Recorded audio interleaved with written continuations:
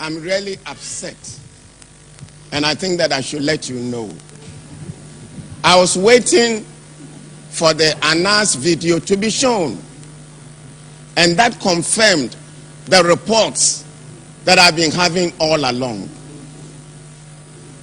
Officers of customs, you are Ghanaian citizens. You have to help us to build a better Ghana. But if this is the kind of behavior, this is the kind of attitude that you have, you are not helping us in any way. Indeed, today, I came to express my disgust and my revulsion at the way some of you are helping to erode the benefits that we are making or we have to give to our people. You are in charge of revenue. Every day we hear reports about malpractices. People collecting bribes with careless abandon. People who think that they are entitled to take bribes. How can we get rid of corruption? I'm not saying that nobody should appreciate the work that you are doing. But when you make it a condition, somebody should give you some money before you perform your duties. I've known Customs for quite some time. I was Commissioner of Internal Revenue. And the Anas video confirmed the fears I've had for quite some time. Look at yourself. I want to talk very frankly to you. Somebody joins Customs, 2-3 years, the person is putting up a building. The person owns a car. In what organization will it take you 3 years to build? And it is not the exception. It is the rule.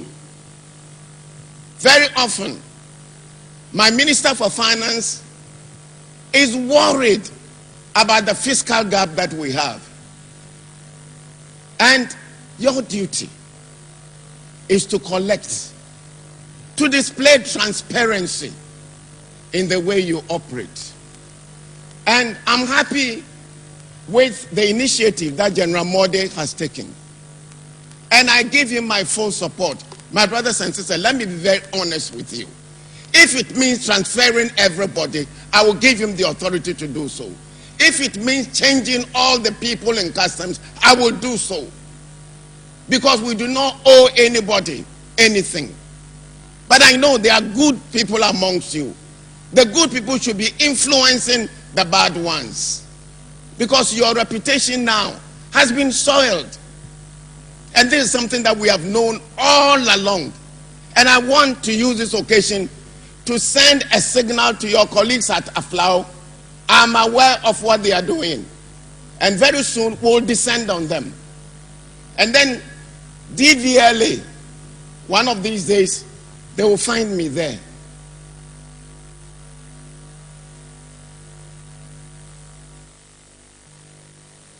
My brothers and sisters, this is a good opportunity for us to showcase Ghana.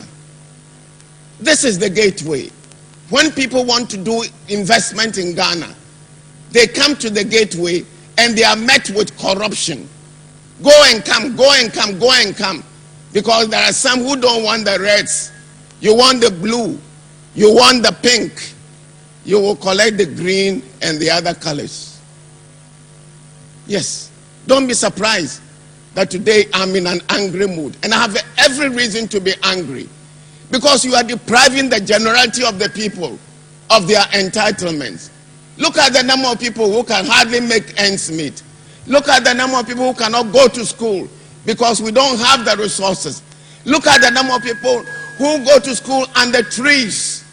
Look at the number of people who cannot even have access to medical care. And we need the revenue to be able to do that. And what is happening? The money you collect does not belong to you. It belongs to the nation. And nobody has a right to appropriate what belongs to the nation.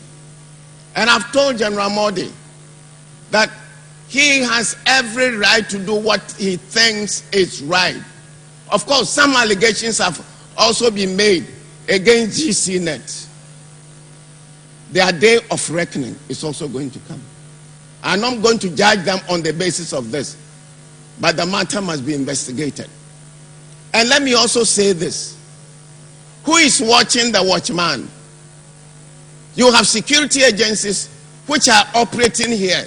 I wish that the revelations from Anas could have come to me through the security agencies which are here. No, that has not been the case.